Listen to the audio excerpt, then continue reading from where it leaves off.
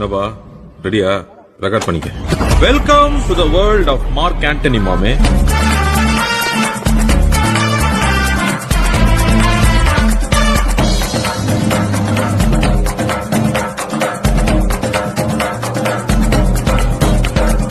எட்டி தொடும் வயது இது ஒரு வெட்டு கத்தி போலிருக்கும்.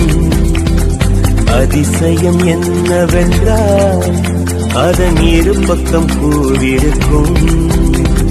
கனவுக்கு செயல் கொடுத்தால் அந்த சூரியனில் செடி புலன்களை அடக்கி வைத்தால் தினம் புது புது சுகம் கிடைக்கும்.